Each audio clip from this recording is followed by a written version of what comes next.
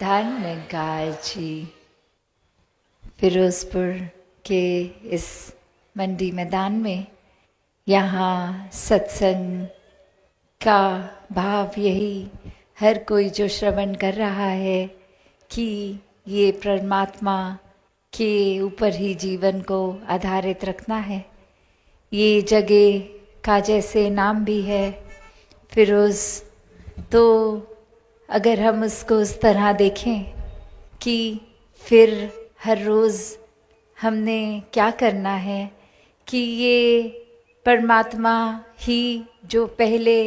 एक जीवन में ब्रह्म ज्ञान द्वारा अगर आ गया है तो ये हर दिन ये फिर रोज़ ही रहे, ये कोई कुछ पलों के लिए जीवन में नहीं। और जब ये परमात्मा फिर रोज़ आ जाता है जीवन में तो वाकई ही जैसे रोज़ को इंग्लिश में भी गए गुलाब फूल रोज़, तो वाकई ही जीवन फिर रोज़ अच्छा बन जाता है। एक फूलों के जैसे एक महक देने वाला, एक हर एक तक कोमलता देने वाला, हर एक तक वो महक पहुंचाने वाला। और ऐसा ही जीवन भक्तों का जीवन रहा है कि खुद चाहे कांटे लेकर फिर भी एक दिल में भाव हर एक के परोपकार का ही रहता है कि हर किसी तक फिर भक्तों ने तो यही समझाया कि ये प्यार प्रीत नम्रता सत्कार करुणा दया समदृष्टि ऐसी ही नज़र से देखा कि हर अपने हर कोई प्यारे। तो बात वही कि परमात्मा से भी फिर प्यार ऐसा ही बनता है कि परमात्मा का सब कुछ किया ये परवान ये जीवन में बेहतरी के लिए, और ऐसे ही भावों से भक्तियुक्त होके परमात्मा से प्यार करते हुए अपने जीवन को जीता है। और फिर ये बेगर्ज उल्फत की बात कि कैसे एक कोई नाप तोल में नहीं है प्यार है, ये तो हिसाब के बियॉन्ड, ये हिसाब किताब तो चलो दुनियावी रूप में रहता है। जैसे हम अगर किसी को जानते हैं, किसी से वाकई ही एक दिल से प्यार है, तो कुछ भी उस इंसान को जब हम देते हैं तो हम ये नहीं सोचते कि इसके बदले इस इंसान ने हमें क्या दिया है क्या नहीं दिया, पर हम अपने प्यार से उसको कोई तोहफे कुछ भी, एक दिल भी करता है कि पूरा दिन अगर एक मैसेज करके कॉल करके भी अगर दूर है इंसान तो वो खैरियत पूछने का भाव कि एक सब कुछ अच्छा है, एक खुश है वो इंसान, तो भाव वही आते हैं कि वाकई ही जिनसे दिल का रिश्ता है तो वो हिसाब किताब के बाहर की बात है। फिर ये नहीं देखा जाएगा कि उस इंसान ने क्या दिया क्या नहीं, पर हम अपने प्यार से उस इंसान को क्या देना चाह रहे हैं। तो ऐसा ही एक शेर भी जो हर किसी ने सुना होगा कि पत्थर जिवें गुलाब नहीं होंदे कोरे वर्क किताब नहीं होंदे, जेकर लाई यारी सजना फिर यारा नाल हिसाब नहीं होंदे। तो वो फिर बात यही कि जब यारी एक दिल से दोस्ती है तो फिर कोई ऐसा भाव नहीं होता कि एक चीज़ क्या मिली क्या नहीं, क्या दिया जाए वो इक्वल हो कि जो मिला उसके बराबर ही दिया जाए। नहीं, यहाँ तो प्यार, और प्यार भी किससे? इस परमात्मा से। तो फिर ये हिसाब किताब कैसा कि सिर्फ प्यार इसलिए नहीं कि हम परमात्मा का नाम इसलिए लें क्योंकि परमात्मा ने जीवन में एक घर दे दिया, एक परिवार दे दिया, खुशी दे दी। नहीं, फिर तो परमात्मा जो मर्जी दे, जो मर्जी जीवन से ले, ये प्यार बरकरार हमारी तरफ से परमात्मा के लिए बिल्कुल वैसा ही रहेगा जैसा फिर एक वही रूप के अगर कुछ एक वो भाव ऐसा आ जाता है कि कुछ मिला तो भी एक दिल से वही भाव, वही शुक्राना, वही प्यार प्रेम, और ना मिले तो भी तो भाव ये हमारे हैं, क्योंकि परमात्मा तो पूर्ण है। परमात्मा को तो फर्क नहीं पड़ेगा कौन नाम ले रहा है कौन नहीं। ये हम अपने लिए, अपनी बेहतरी के लिए, एक अपनी रूह से जो रिश्ता बनाए बैठे हैं परमात्मा से, उसके लिए ही ये प्यार, ये नाम लिया जा रहा है। वरना तो परमात्मा तो हमारा नाम लिए बिना भी पूर्ण है, और हम परमात्मा के साथ जुड़े या ना जुड़े तो भी परमात्मा को क्या फ़र्क इससे। तो ये बेहतरी, ये तभी संत हमें चेतन करते हैं, युगों युगों से करते आए हैं कि अपने जीवन में इस परमात्मा को शामिल कर लो तो अपनी ही बेहतरी है। एक हम स्वयं का सुधार कर लेंगे। ये आत्मा जो कब से एक पीड़ा में है, इस परमात्मा के साथ जब जुड़ जाएगी तो वाकई ही ये पीड़ा खत्म हो जाएगी। एक दिल से फिर प्रेमा भक्ति की शुरुआत होके ये प्यार ही चहूँ और पूरे ब्रह्मांड के कण कण में, अपने अंदर बाहर चहूँ और भी फील होगा। और यही प्यार जो हर किसी तक भी फिर ये दिल पहुँचाएगा। तो दातार हर एक पे कृपा करे कि कैसे जीवन में एक अहंकार रूप आए ना, वरना ये अहंकार तो इतना सूक्ष्म होता है कि एक छोटा सा भी अगर ये लग जाता है हमें कि ये चीज़ हम इस तरह कर देंगे तो ही ठीक है, किसी और ने जिस तरह सुझाव भी दिया वैसे करना तो ये एक ठीक नहीं है। और ऐसा करने पे भी अगर रिज़ल्ट में यही आता है कि दूसरे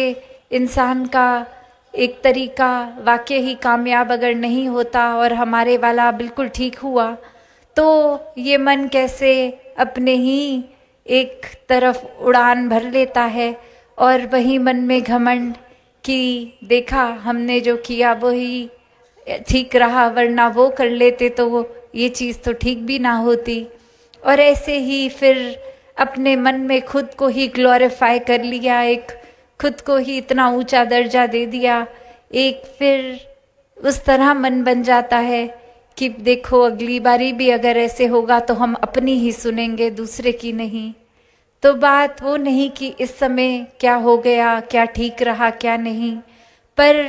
एक चीज़ का असर हमने इस तरह ले लिया, ये अपने स्वभाव में अभिमान का स्वागत कर लिया, तो अगली बारी बेशक हमारी बात वाकई ही गलत होनी है तो भी हम ये कान आँख एक चेतनता खो के कि दूसरे की बात तो सुननी ही नहीं है। अगर सुन भी ली फॉर्मेलिटी के लिए कि चलिए आप बोल दीजिए जो कहना है, पर मन में वो दिल से बात नहीं सुनी जा रही, तो वाकई ही कोई फ़ायदा नहीं हमारा। क्योंकि ये ज़रूरी नहीं कि हर बार हम ही ठीक हों। जब तक एक मन में सीखने की बात आती है तो तब तक ही वाकई ही ये सुधार हो सकता है। वाकई ही एक दूसरे की बात जब हम जीवन में प्रयोग करेंगे तो देखेंगे कि हमारी कमियां जहाँ जहाँ थी, ये कण कण से शिक्षा लेते हुए हर एक से एक बातों को जीवन में लाया, तो कैसे ये जीवन वाकई ही जितना नज़रिया हमारा था किसी और का दृष्टिकोण उससे ज़्यादा बड़े दायरे का रहा तो फ़ायदा हमारा ही है। तो ये हर एक से सीखते जाएं। जो कोई इंसान कुछ बोले भी कि हमारे किरदार में ये कमी है, तो वो कमी भी हमें स्वयं ही सुधारनी है। और ये कोई इसलिए नहीं कह रहा कि हमें नीचा दिखा रहा है, पर वाकई ही वो शुभचिंतक हो के वो कंसर्न में कि एक आप अगर हैं ऐसे बहुत अच्छे हैं, पर ये बात आपकी कुछ गलत है तो सुधार लें। और अक्सर ये भी हमें पता है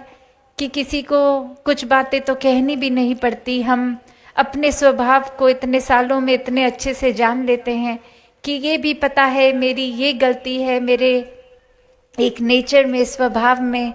कुछ ऐसा हो जाता है, जो कि एक मेरा ही अपना नुकसान होता है, या कुछ पलों के लिए एक मैं ऐसा कर जाता हूँ, बाद में मायूसी भी होती है, पछतावा भी, पर फिर जब वो समय आता है फिर वही बिहेवियर मैं रिपीट करता हूँ, वो फिर से दोहरा देता हूँ। तो बात वही कि अपने अंतर्यामी भी हम हैं, तो खुद हमें वाकई ही पता है कि क्या क्या सुधारने लायक है। और अगर बात वही कि फोकस उसी पे करें कि हम कुछ गलतियां तो ऑलरेडी हमें अभी से ही पता है हमारे अंदर क्या है, तो और चीज़ें छोड़ के अगर उनमें से ही एक एक को पकड़ के संवारते चले जाएं, तो वाकई ही ये जो मानवीय गुण हैं, ये जो अच्छी बातें हैं, उनका तो कोई अंत नहीं है। और ये इसलिए नहीं, ये जो समागम में भी हमने विस्तार के बारे में इतना गहराई तक संतों से श्रवण किया, तो बात वही कि एक गुण जीवन में आए तो दूसरे गुण की ओर तो बढ़ना ही है, पर पहले गुण को अपनाते हुए, क्योंकि ये कोई क्वांटिटी की बात नहीं कि हम एक समय एक ही गुण अपना सकते हैं, ऐसा तो नहीं है। तो बात वही कि हर गुण को अपनाते भी जाएं और हर गुणों को फिर ये अपने मन के पात्र में रखते हुए ये अच्छाई की ओर विस्तार करें। और ये अच्छाई वाक्य में जो असली रूप है सच्चाई का, ये सच का, फिर यही निराकार दातार परमात्मा ईश्वर जिस भी नाम से बुलाएं। और इसी के साथ अगर अपने मन का नाता जोड़ लें, एक इसी को केंद्रित करें, तो चहु और ये विस्तार रूप भी होगा और ये उतना एहसास भी होगा कि ये परमात्मा का कोई दायरा नहीं, तो हम अपनी सोच का दायरा क्यों बनाते हैं। ये असीम है, ये उस रूप में इतना विशाल, तो हम ही क्यों अपनी सोच, अपने दिल इतना बारीक, इतना दृष्टिकोण तंग कर लेते हैं कि बस उसी पॉइंट ऑफ व्यू को पकड़ना है और कुछ देखना ही नहीं है। तो ऐसे भाव हर किसी के अंदर आने, ये विशालता आनी, ये विस्तार होना हर एक में संभव है। बस खुद को समर्पित करके हर जगह से अच्छी चीज़ों को सीखना है। एक बुरी चीज़ किसी की देख भी ली तो उस पर रोशनी नहीं डालते हुए, उसको नज़रअंदाज करते हुए, और उस व्यक्ति तक बेशक फिर आराम से अपनी बात पहुंचा दें कि आप ही का फ़ायदा होगा अगर ये बात आगे से आप रिपीट ना करें। तो कैसे संतों ने सिर्फ परोपकार किया है, संतों ने तो हमेशा सिर्फ अपने पराये नहीं देखा, क्योंकि वो हर किसी को अपना माना है। संतों ने समर्पित होकर सिर्फ कुछ अपने जानकार व्यक्तियों के लिए नहीं, पूरे संसार के लिए सेवा भाव रखा है। और ऐसा ही संत बनना हर किसी के जीवन में इस ब्रह्म ज्ञान द्वारा पॉसिबल हो जाता है। ये मनों के भाव भी जब तक केंद्रित इस परमात्मा पे रहते हैं, तब तक वाकई ही इंसानियत खुद ब खुद इस जीवन में आती है। इस दातार से जुड़ के ये इंसानियत फिर एक अपने आप नेचुरली हर पल में एक सहज रूप में आ जाती है।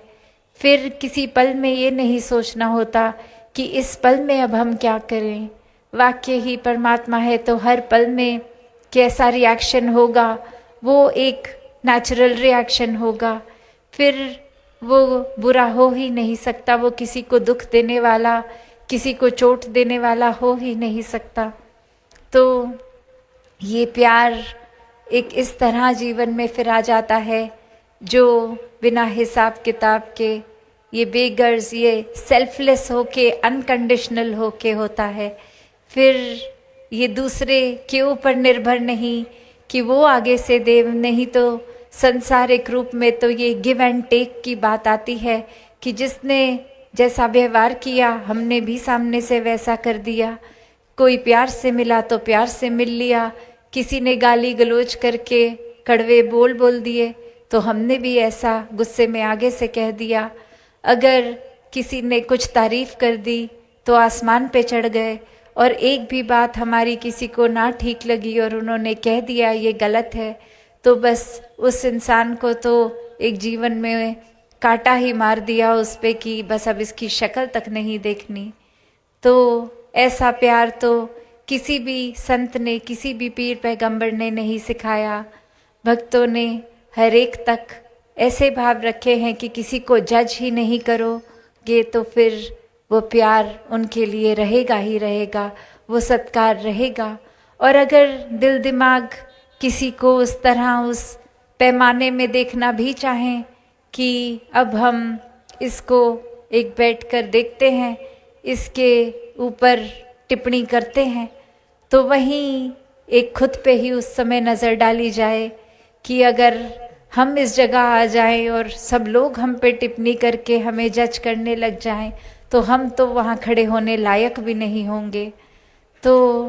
संतों ने जिस तरह अपने जीवन में जी कर दिखाया, वैसा जीवन हर कोई जिए, इस परमात्मा से जुड़कर हर पल वाक्य ही एक संतमति को अपना के संतों वाला जीवन जीते जाएं। और जब ये लगे कि ये परमार्थ की, इस परमात्मा की बात हमसे बेहतर कोई नहीं जानता, हम जितने इस प्रभु प्रेमी हम जैसे हैं ऐसा कोई भी नहीं है, हमारी भक्ति सबसे उत्तम है, तो फिर बात वही आती है कि हम अगर ये सोचेंगे कि हमने सीख ली है कोई चीज़ तो फिर वो वाक्य ही अभिमान है, वो फिर एक यहाँ भक्ति मार्ग तो गंवाने की बात है, गिनवाने की नहीं। तो अपने ही जीवन पे केंद्रित रहकर अपनी भक्ति को मजबूत करना है। किसी और की भक्ति की वो क्या कर रहे हैं क्या नहीं, किसी और का जीवन कि वो किस स्वभाव के हैं, क्या करते हैं पूरे दिन में, क्या बोलते हैं, उनकी बातों से उनका जीवन मैच कर रहा है कि नहीं, ये सब हमारा काम नहीं है। हमको सिर्फ अपने ऊपर केंद्रित होके ही इस जीवन को जीना है, अपनी भक्ति को मजबूत करना है। सत्संगत जी, धन निरंकार।